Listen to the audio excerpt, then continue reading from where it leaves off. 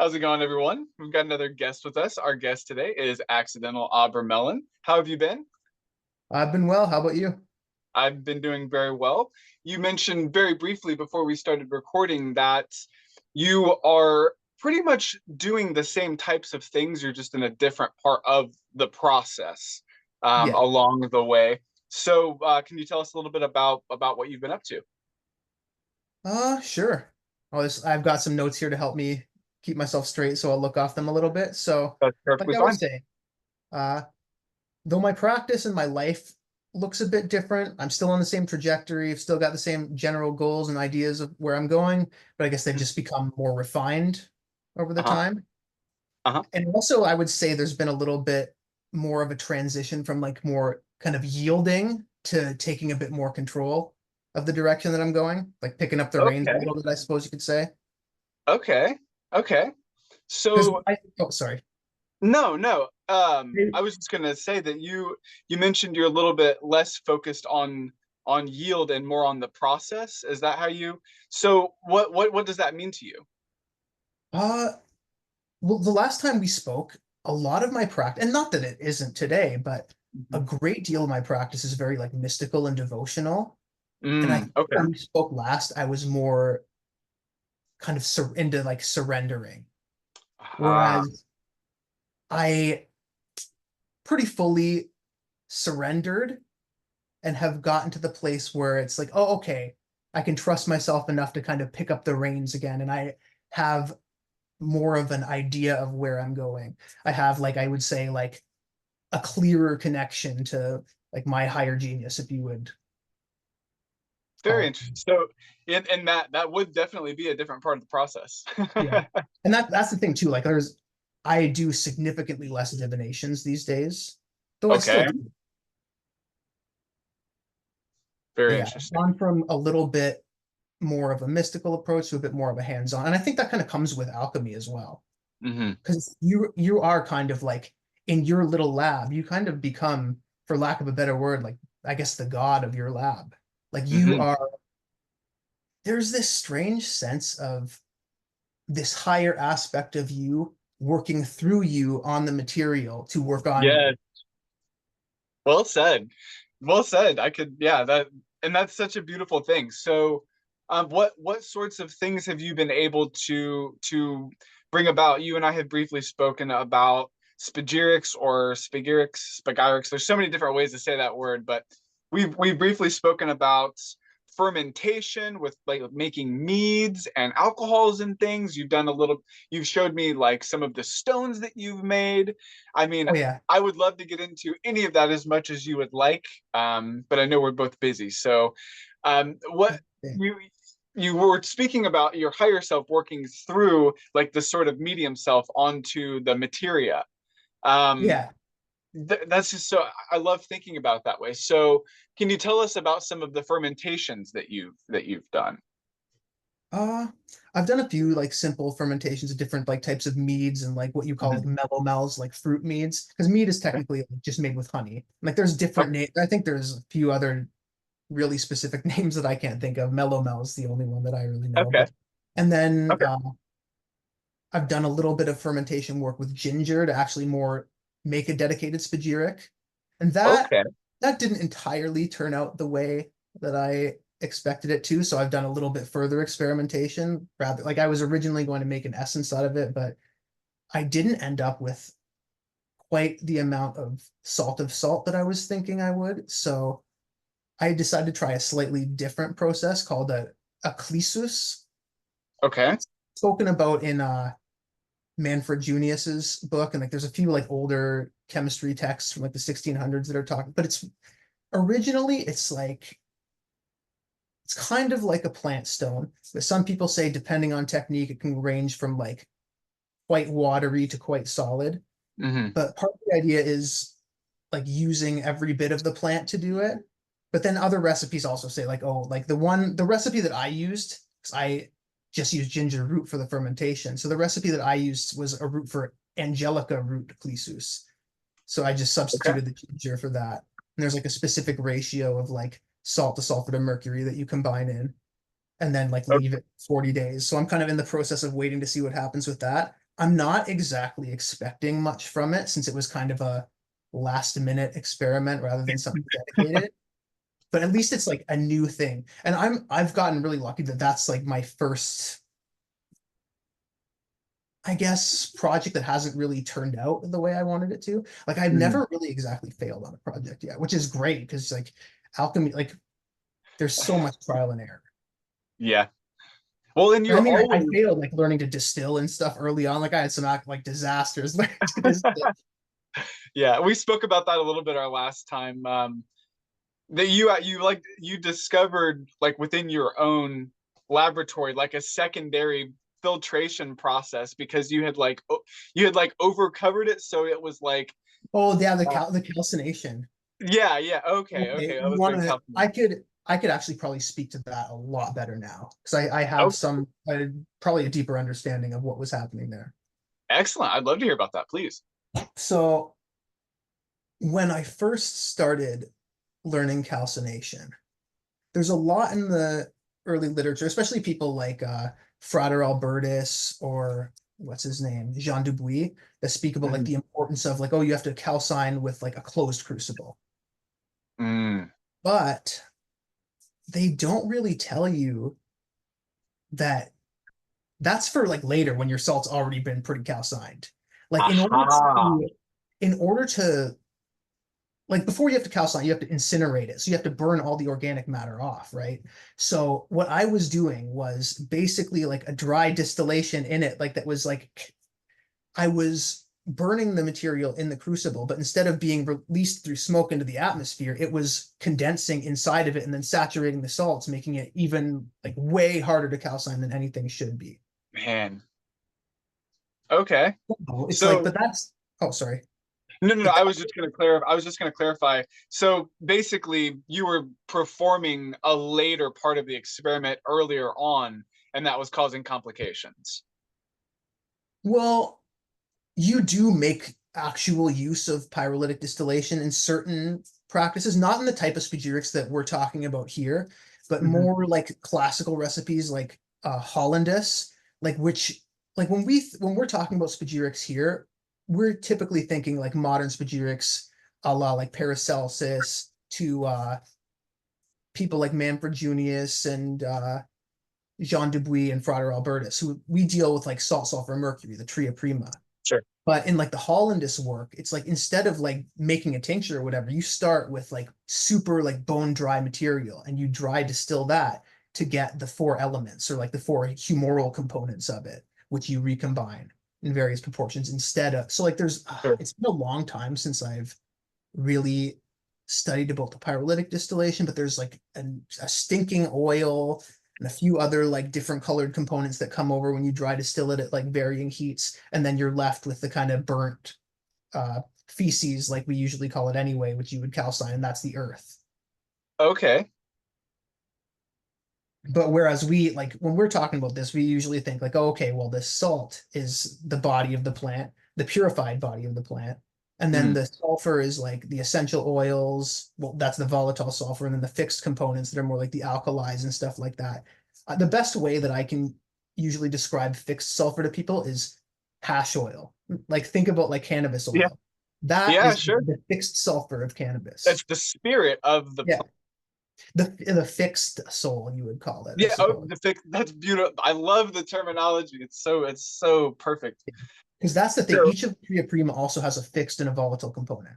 So okay. you can look at, and actually the more what you would call volatile salt. Well, there's another volatile salt, which is a totally different topic of conversation, but the salt kind of overlaps with the sulfur because you through the fixed sulfur, you also receive another product if you calcine that called the salt of sulfur, which Right. is a slightly kind of higher aspect of the salt. And then there's the salt of salt is like the typical salt that's like the purified body of the plant that we usually think of. Whereas the fixed sulfur, like I just explained, is the more kind of oily, they call it honey or amber kind of component. And then the volatile is like the essential oil. But then there's like within the spirits, there's the volatile spirit would be like the ethyl alcohol that you get Okay. through. Oh yeah. Yeah. Okay. But the fixed spirit is if you instead of distilling the wine that you get from fermenting the plant, you'd have to bring it down to within a certain percentage, because otherwise it won't turn into vinegar if it's too high of alcohol. But you basically like leave that uncovered and it turns into vinegar. And that's the fixed spirit. Okay. And they have different properties, obviously. Yeah, So like the you vinegar, please if go you ahead. use vinegar as a menstruum, you'll extract more what they would call like fixed components of the plant. Whereas if you use the alcohol, like the higher, especially like when you get up into like what they call anhydrous tinctures, like tinctures made without any water additions, Mm-hmm. then you're getting more volatile aspects. So the fixed one would be used to treat more chronic conditions, and the volatile would be used to treat more acute conditions. Man, it just makes so much freaking sense. And I recently learned too from Daniel Wiseman that the amount, like, because sometimes, like, when we spoke last time, I was also making a lot of tinctures using brandy. Aha.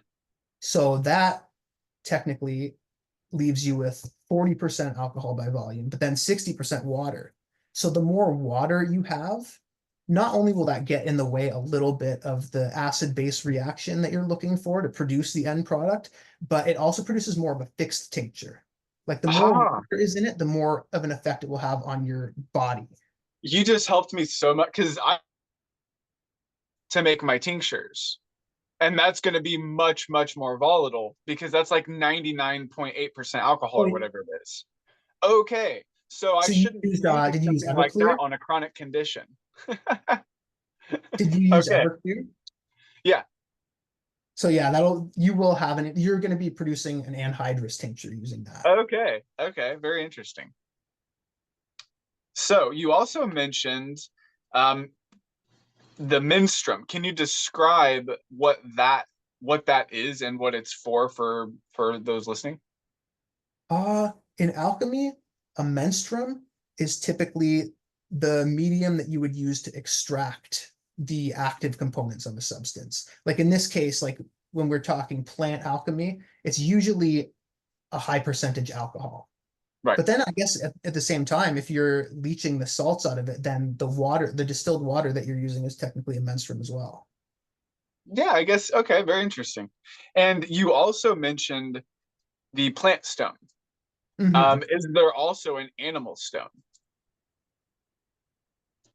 I don't know a great deal about the animal kingdom as far as alchemy would go. The best Mhm. person to ask for that would be what is his name? He just changed the name of his business to Maison Materia. His Mhm. first name is Israel. I can't remember his last That's name. okay. But he's like you should, if you find this guy on Instagram, this guy Okay. does amazing work in the animal What did you kingdom. say he changed the name of Brilliant. his business to? I think it's a Maison Materia. Okay. I will It used definitely to look be into that. Materia Artium. Yeah, Okay. he's a genius when it comes to animal alchemy. Very, very But interesting. I Thank you for think the reference. he's oh, you're welcome. But I think I've heard him refer to like our stone before, so I think he was maybe talking about within his realm because he teaches with other people as well. Okay. You But had also go ahead, please, please, please. oh, I was gonna say, sorry, there are many different stones in the vegetable Mhm. kingdom. Mm. Like, when we talk about like plant stones, like a lot of the time we're thinking of most of us would be thinking of a more modern kind of idea, which is just simply like, oh, like imbibing the salts with the other components like the Yeah. sulfur and the mercury. But there are really like so many different ones. Like Mhm. there are one of the kind of legends of the plant stone, because it's supposed to be like the kind of lesser work that Mm. by doing it, you prove to yourself that you can progress to the mineral kingdom.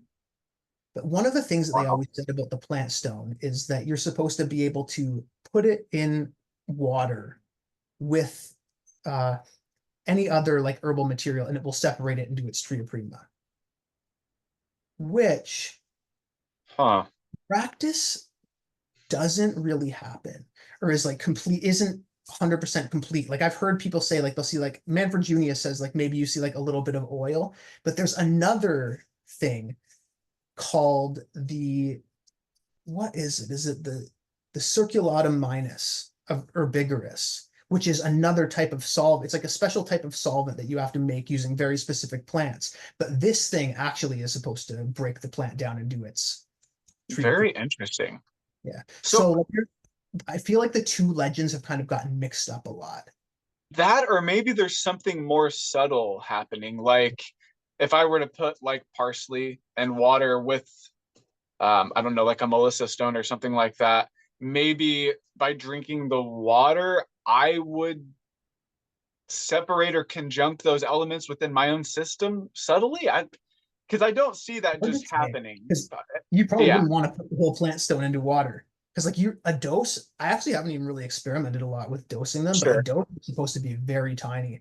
And a lot of people actually dissolve them into like what you would call what is the word I'm looking for? A determined mercury, like a Mhm. mercury that's been made using that plant that you have the plant stone of. So you probably usually have some of the mercury left over that you could redissolve it in. And then some people call that an elixir that would be more of Okay. a medicine for the soul. And you can dose it a lot Okay. easier because you just take a couple drops of it. But the reason that I was going to say about the confusion between the circulatum minus and the plant stone, Mhm. I think also has a lot to do with the book Israel Regardie and the Philosopher's Stone by what's his name, Joseph Liszewski, because he talks about Regardie's years of working to make the plant stone, but he says he used this circulatum minus recipe, Huh. which I at first like I'm like, oh yeah, of course, because I didn't really understand, but as I learned a bit more about the circulatum minus, I realized, oh, like this isn't a stone, this is kind of like a menstruum. Right. So it's like it could be seen as like a liquid stone in that sense, but it's not exactly the same thing. And I don't know if that was me misunderstanding it or like a mistake in writing it or editing. Mm. That was a little kind of blind along the way early on for me. That's what I was wondering. It's always a mystery about whether the blinds are intentional or not, especially considering what potentially happened with Regardie and his experiments and disaster. Oh no, that apparently actually did happen. Yeah, I hear it both ways, but Oh really? some pretty reliable sources say that like they were Mhm. around him at the time and like he was having respiratory issues. Oh yeah. That's what caused. Yeah, I think he had Yeah, to be on oxygen or something for a while there yeah, even. that's what I heard as well. Very, very unfortunate. Especially, I mean, he wasn't just some like willy-nilly person. Israel No. Regardie was he was one of the more like frightening like mentors of the occult because he would like almost overwarn about things. So it just goes to show like one little mistake Yeah. can be devastating. So And I yeah. think he was really pissed at Frater Albertus about that, if I recall. Oh really? Yeah, because Frater Albertus had him working on antimony, and I guess he just like looked away for this a second and inhaled the fumes. Yeah, man. Yeah, antimony is as I was like up there with arsenic Yeah, and well, things for like I think it might even like have arsenic in it at that point, or yeah, it got yeah, off like some kind of arsenic gas or something. that would make sense. Very, very unfortunate. Well, to those of you listening, make sure that you are practicing laboratory safety. Yeah, um, you also mentioned about alchemy, the nature of how there's a sort of how did you call it meditative devotional aspect to it. So without getting too much into that, how much of that translates? I imagine all of it, if not, or most of it, if not all of it. I mean, like, do you think that it has to do with keeping a focused mindset and determination, or is there more something more subtle happening as well? I think like basically all of the above, Yeah, everything that you could possibly imagine and more. yeah, Because like there that is makes like sense. the discipline that goes along with it, and even the concentration, everything is a huge component of it. And that's sort Mhm. of I would almost liken that to like the mental training part of occultism. Sure. Yeah. But like, really, I like to think of it, especially as you're working with the material for the first time, that you can't really do the operation without giving something of yourself as well. Huh. Like you are the materia. Like what you're Sure. using is like you're isolating a part of yourself and you're working on Yes. no, or at least that's the way that I like to look at it. Yeah, well, and I don't know if this is the same way of saying what you just said or not, but it's what you are teaching yourself to do. You're teaching yourself to perform the operation on yourself Yeah. initially, and Oh, then exactly. when you get the subs, like you're performing that operation on the operation, and that creates this like fractal, like octave octave aspect of it where like you're performing the work is performing itself on you, you're analyzing what's happening to you as you're analyzing what's happening on the work, and it just becomes this conversation. Exactly, 100%. I'm gonna butcher the quote probably, but it reminds me of this one chapter of the Book of Lies, where he Mhm. basically says that you have to, once you do something like 1,000,000 times 1,000,000 times, you're no longer doing it, but it is doing itself through you. Yeah, Like once you get to that point where it's just like focus, and I think that's one of the biggest parts of alchemy too, is just learning the process and then just getting out of the way. yeah, yeah. And it's that like there's that whole like trance aspect, like you're letting go, and like and it's there's an invocational aspect to it. Like Oh, if big. you're not there, something else is like sort of yeah. So yeah, and you're also going to school for laboratory chemistry, Oh correct? no, I'm going to school right now for herbal medicine. For But herbal there's a medicine. great deal of like biochemistry and stuff like that Oh, behind, which I wasn't 100% expecting when I signed up, but it was like it's done me so much good because I knew virtually nothing about chemistry when we first started. And I still don't know a great deal, but I'm getting there. And it's yeah, helping me understand what's going on a lot better. very cool, very And I've learned cool. a lot more about the chemistry of spagyrics, which has been Mm, really. so they're discussing that as well, Oh and yeah. very cool. I love it. I love it. Go ahead. The best person to check out for that is Daniel Wiseman. He is Okay, absolutely brilliant. I have a few of his works here. I I'm not 100% sure if it's publicly available, but my school, Wild Rose College of Herbal Medicine, they have this herbal village platform where you can join and you get access to all these different classes. I don't know if you can do this class as a standalone class, but he actually has a spagyric class on there that is incredible. That teaches you everything you could possibly ever want to know about the chemistry of spagyrics. Well, for a beginner, it's just Sure. it. I did it recently and it absolutely blew me away. Awesome. I'll keep that in mind. I'm taking notes on all this stuff because there's no I'm gonna remember this all. No You worries. you've mentioned tinctures and things as well. Do you have either a favorite tincture that you use personally in your own life, or is there one that is very basic and simple that you think our audience would be able to make and enjoy? I would say probably 10 out of 10 times the first tincture to make should be probably Melissa. And because it's such a friendly plant and it's one of the easiest to calcine. Mm. It's a very great way to get the hang of it. And it's just such a gentle, uplifting, wonderful plant. So lemongrass, Lemon balm. lemon balm. Okay. Yeah. Melissa Okay. officinalis. Okay. So yeah, lemon balm. And now, do you recommend a more anhydrous, or like should with something like that, does it depend on how often they're going to be using it, or is it more about its affinity with the materia itself? Like for cinnamon, would you go more anhydrous as opposed to like lavender? Well, there are different schools of thought for this too, because Okay.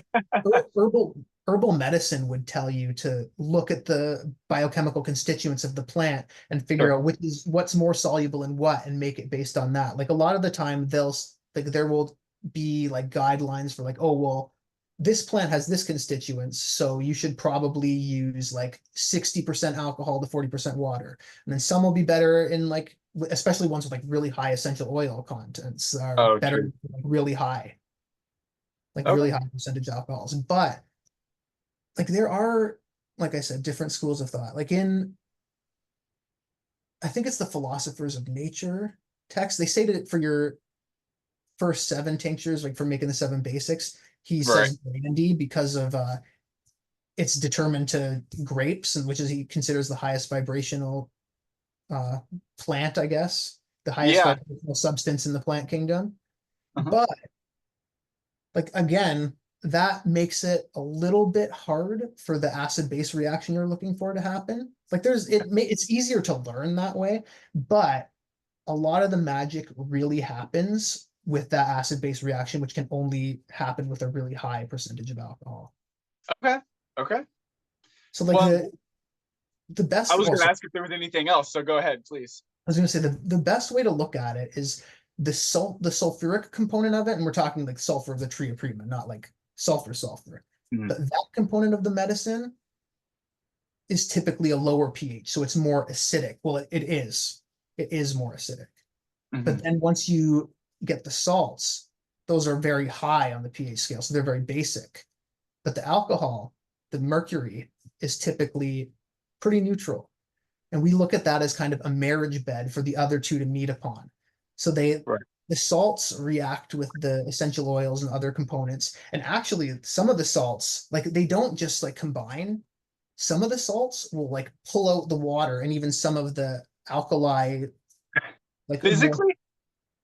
Oh, well, yeah, like it pulls it out and it precipitates at the bottom. And it's almost like Wow. a weird substance, which apparently can also be further processed to make other types. I imagine it can.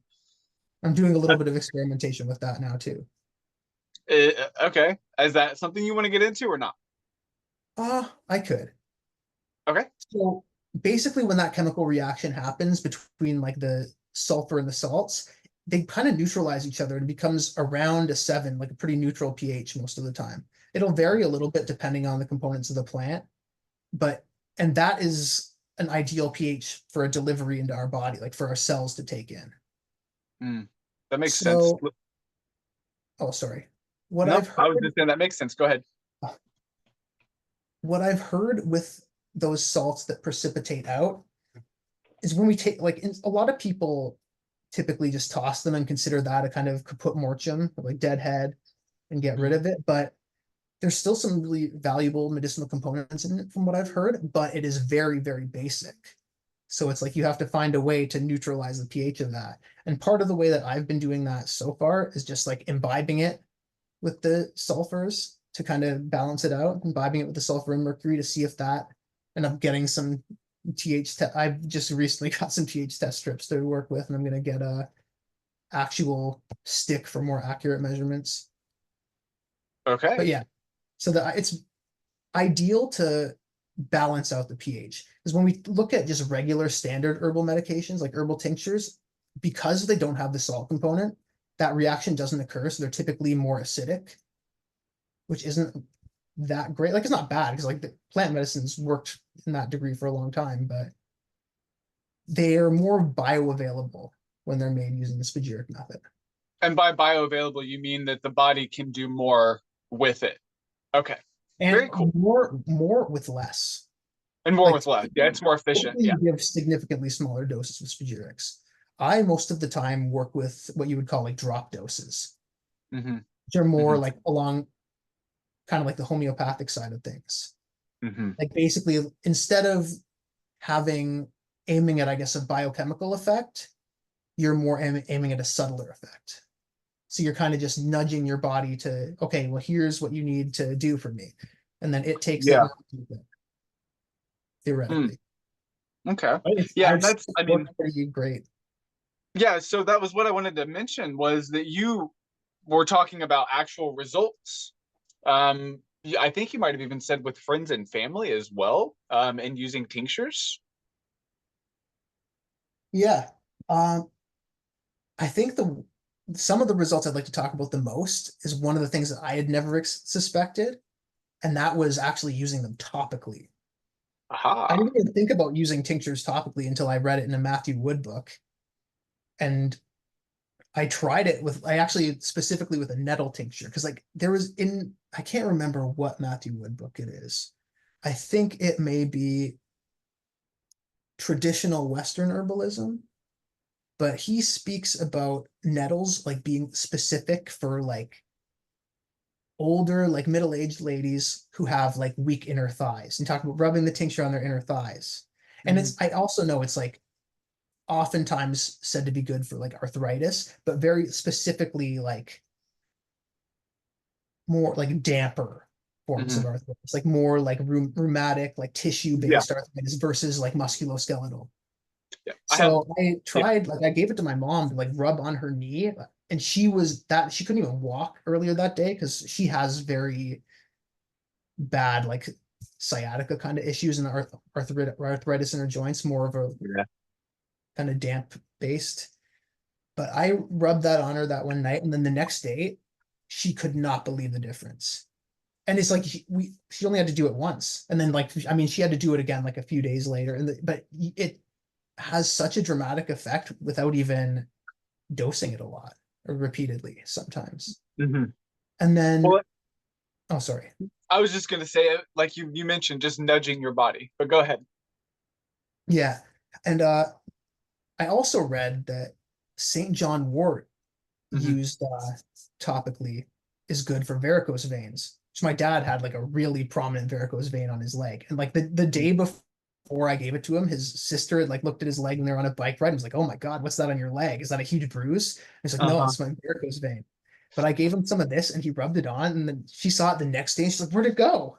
Like it didn't, like obviously didn't like disappear, but it was just like really, really cleared up.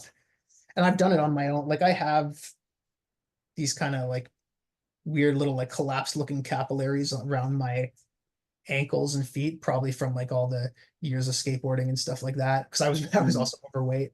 But I rubbed that on there and just like I could not believe the difference. All right. And I've had That's some great awesome. internal results also with nervines, like specifically like restorative nervines. So Okay. plants like milky oat seed, St. John's wort again, but internally. And what was the other one that I used for that formula? Oh, and skullcap. Oh yeah, I love Skullcat. That trifecta. Oh, that's the only reason I was able to go back to school. So I never would have Hmm. been able to handle it if it weren't for that set of tinctures. Wow, that's quite the I can't think of what you call that. Like that's quite the selling point for that. You so did they just help Yeah. you, like in what ways did they help you? Just with the stress and anxiety, or more with like Well, a focus? lot of it was just it was really grounded to my nervous system. Mm. And I think I had like,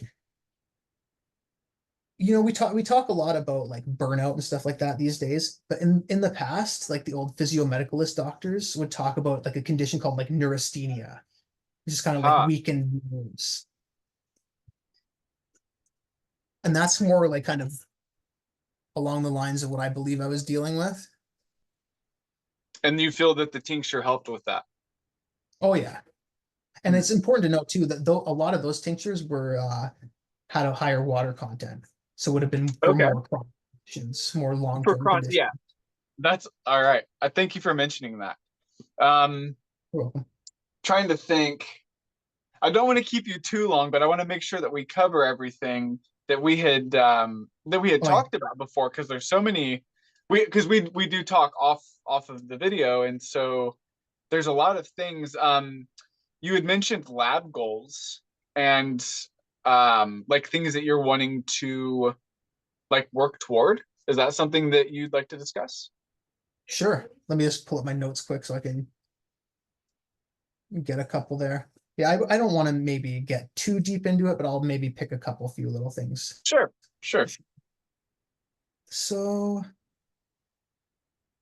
well, I guess I will get into that before the lab work because that goes with it. But for the past few years, as I've gotten into spagyrics, I've been learning using a lot of the more contemporary methods that were based on Aha. people like Frater Albertus and Jean Hmm. Dubuis and Manfred Junius. Hmm. So what I would like to do next, and I've actually started reading a lot of the more classical texts, but what I would like to do more is like start working with some of the more classical preparations, like the ends, or like what are some other Paracelsian ones, like the Magistery and stuff like that.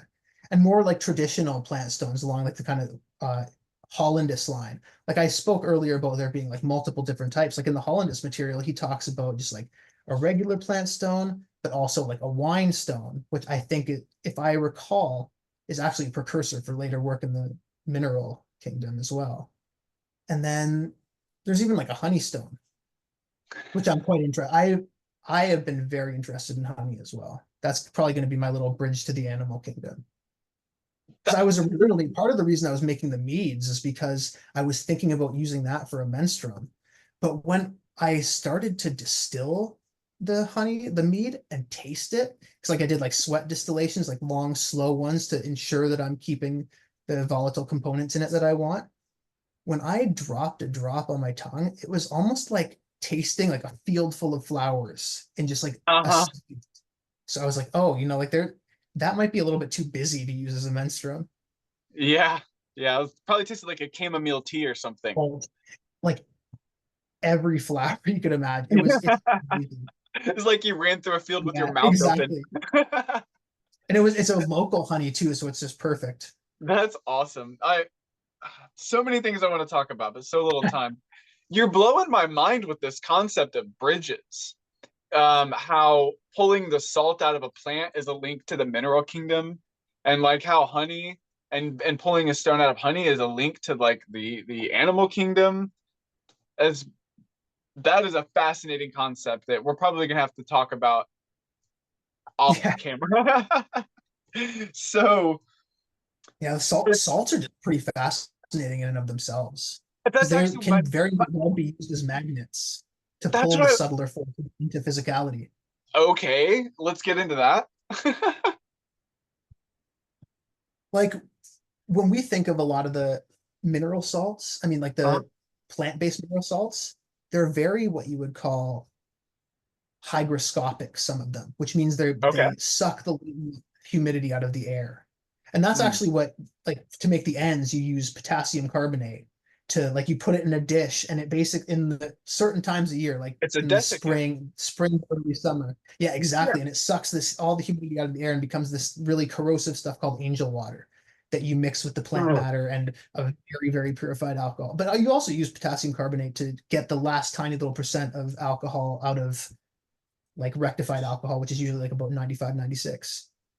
And that's also kind of what's happening when you add the plant salts back into the high alcohol tinctures, is they're taking that last little bit of moisture. Okay. They're very, not just hygroscopic, but hydrophilic, which means like water loving. Right, right, right. So yeah, we have hydroscopic, hydrophobic, and hydrophilic. Yeah. Another trinity. Yeah.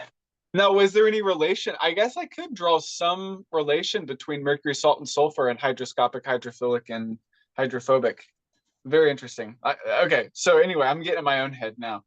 Um, the angel water, what kinds of things would that be used for? As far as I know at this point in my alchemical development, just the ends. Just okay. Okay. But actually, I also heard recently Daniel Wiseman say that if like, because someone asked, like there was a Q&A after the one class, and someone asked like what they could do to make just a standard tincture more like a spagyric tincture. And one of the ways he was saying to use, but you would have to figure out the exact ratio, but you could use just straight up potassium carbonate, which you could leach Really? out of like fire, because that's basically what most of the plant salts are. I guess land plants are made up of mostly potassium, and then water-based plants are mostly sodium, the salts. Okay. Okay, that makes sense. So then, yeah. So then you could, I mean, and that's the salt. The potassium carbonate is the salt. And then the oils are the sulfur. Then the mercury is like basically the vapors, or like the um I don't know what I would call it off the top of my head, but what would the mercury of like a of like lemon balm be? Is that The what is mercury of balm, you would basically ferment the plant material. okay, You okay. might you might usually like do that after distilling a plant, but lemon balm gives off so little oil that most of the time you'd probably just want to ferment it anyway to start off with. Mm. But yeah, you basically ferment the plant and like make a wine out of it, and then you take that and you have to what you call rectify it. You distill the actual alcohol content out of that, and then you get a little bit, but then you have to keep rectifying it further and further. Usually you do about 7 distillations in the end. Okay. And And is then that a the coincidence result, or is that uh, well, some people do different. Like I think some people even do 12. Some people even do more, but it's just gets to a little bit excessive. I imagine the 7 is related to the planets, the 12 is related to the zodiac. I guess that's what I Oh, was getting at. yeah. Hmm. But it's interesting sometimes, like because a lot of the time what you think is like when you're rectifying it, you're like distilling the death out of the plant or whatever. And Jean Dubuis will say like you'll get these little things, like you can actually see it sometimes, these weird little oils that are left over in the bottom, and it gets kind of murky. Uh-huh. You almost look So at that as you're distilling the quote unquote the capacity for death out of the plant so it can be resurrected in a new kind of more eternal higher form. and it sort of leaves that like murky, corrupt sort of Yeah. uh substance behind. There was Now, one time where I got this really, really strange little thing left over that just I don't even know how it appeared, but it almost looked like a tiny little blood vessel that huh. just appeared in the bottom after the 7th distillation. Hmm. I actually saved it. I have it saved in a jar because it was so weird. Inter- that's something that I probably would have obsessed over for a Yeah. while. I do have one thing I would like to say because Uh-huh. I've been throwing around the word salt, sulfur, and mercury and talking about like, oh, this is the body of the plant, this is the soul, and this is the spirit. But I'm more just kind of saying that a little bit flippantly as a conversational device. But the Sure. way to really look at them is like they're not like this isn't the body or the soul or the spirit of the plant. It was the outer forms are more like the vehicles for Mm, the body, the soul, and the spirit of the plant, mm. which are Yes. thought to be subtler. They're the anchor of the Mhm. essence. Is, Yeah. is yeah, that's well said. I'm glad you pointed that out too.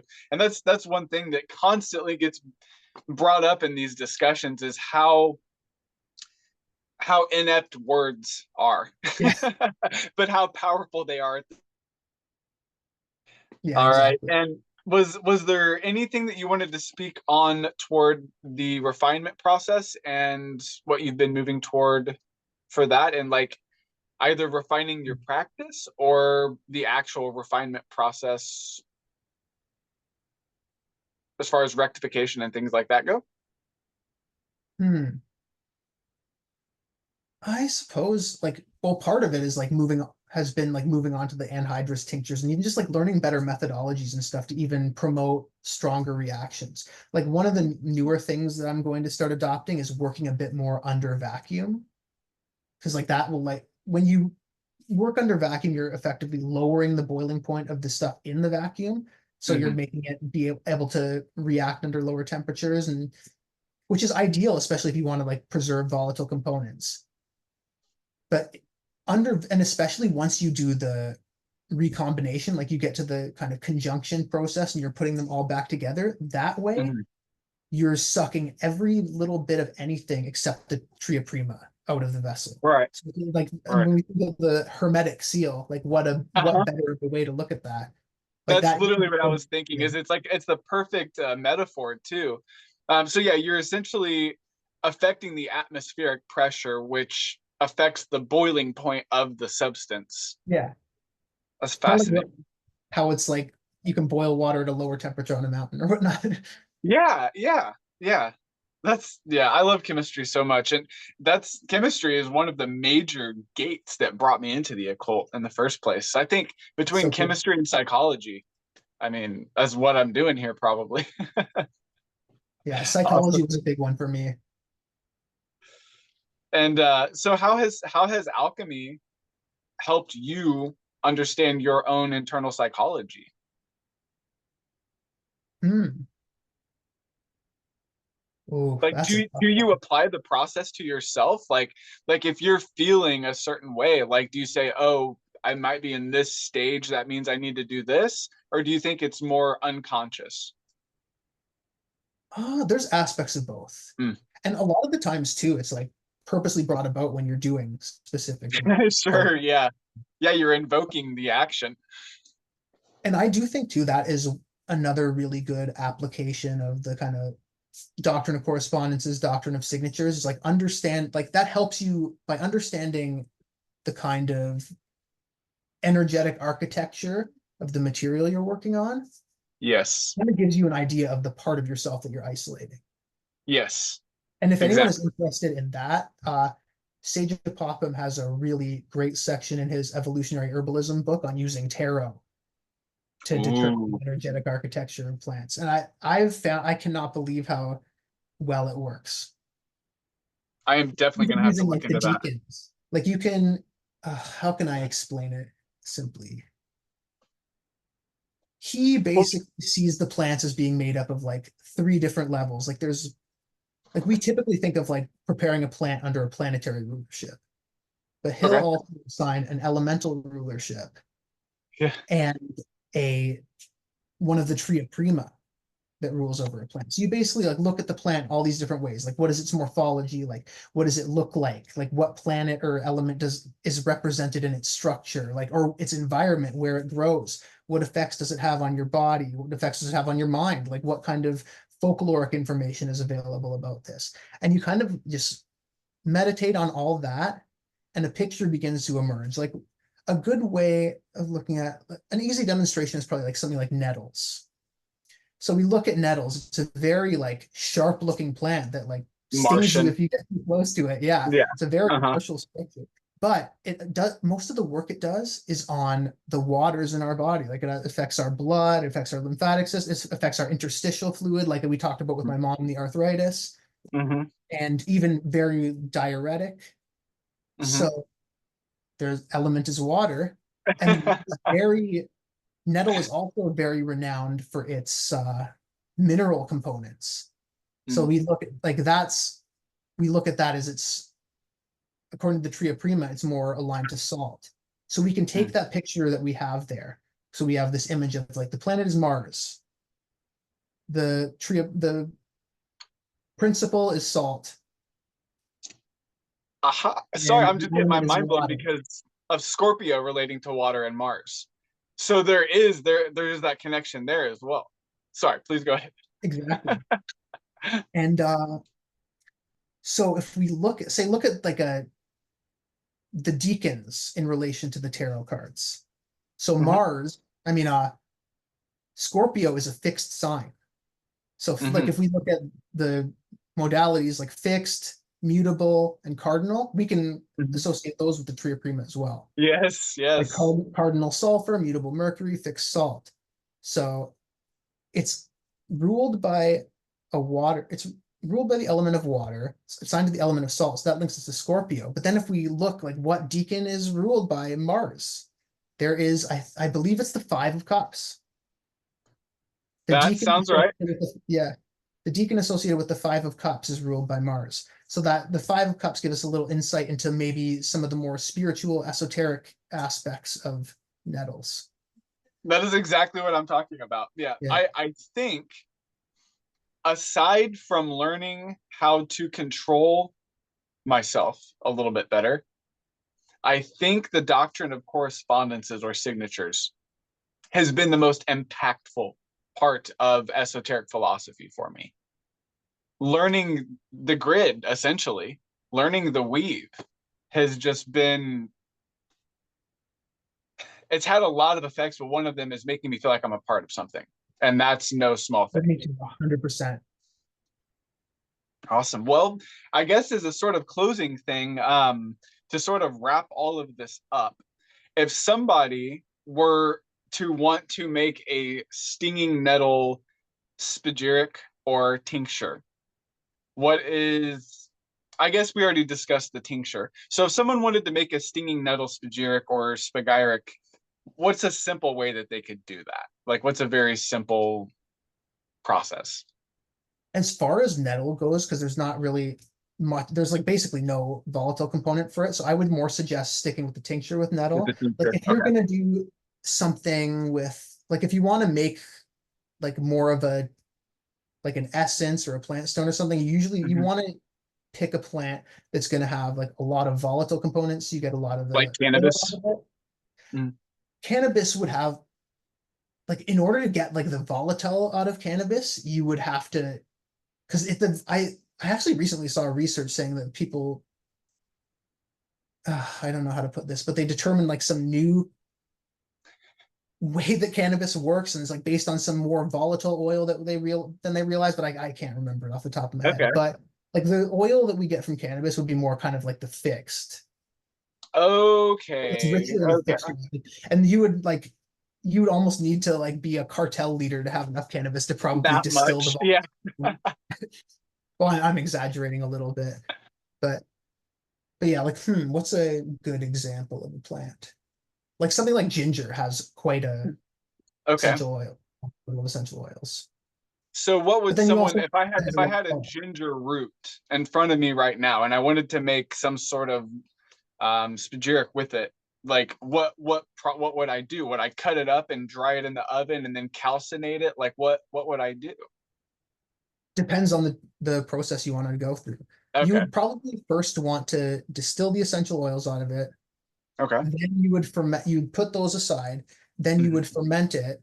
And I would probably leave, once it's all fermented and you've made the wine, I would let that clear up a little bit and then Mhm. distill that and rectify that. So you've got it purified about 7 times. And then well, I should go back a little bit because after you take the material that you fermented, you're going to take a few things out of that as well, because there's going to be the actual roots that's left over the body of the plant. So you're going to calcine that, but you're also going to calcine what you would call, some people call like the quote unquote like watery wine that's left Mhm. over from the initial distillation, because within that is like the fixed sulfur. So you bring that down, you distill that down into what you call like the honey or the fixed sulfur, and then you take that and calcine that as well. So then you'll have like, once you've purified everything, you'll have the salt of salt, the salt of sulfur, the mercury, and the essential oil. And then depending on what recipe you're going to work with, you're going to want to recombine those in a few different types of ways. And that's what makes it a spagyric essentially, right? Is recombining those Yeah, most pure aspects of it back into an amalgam, yeah, essentially. exactly. I think that's like the root of spagyrics. It's like Yeah. speo and geos or something. It's like to separate and like recombine. Hmm. Okay. Oh yeah, that makes sense. So actually, a lot of people, which I don't 100% agree with, because I think you're getting a decent amount of the mercury anyways when you're doing a tincture, that it isn't a true spagyric unless the Tria Prima has been completely separated and purified and reunited. Okay. Awesome. Well, thanks for letting me put you on the spot for like 45 minutes straight. You're very welcome. And thanks for sharing some of your time and life with us. Oh, you're welcome. I'm obsessed Thanks for with having all me. of this. So yeah, of course, of course. I would like to have more of these discussions, but there's not a lot of people who are into more than just alchemy these days. Like typically people are like, well, I don't really study tarot or astrology or ceremonial magic or anything like that. So this is a really rare conversation that I get to have. So again, thank you very Oh, much, and I'm sure we'll continue the conversation off camera as well. sounds good. And that's the thing too for me. Like, interestingly enough, if it weren't for the other stuff, I never would have gotten to alchemy.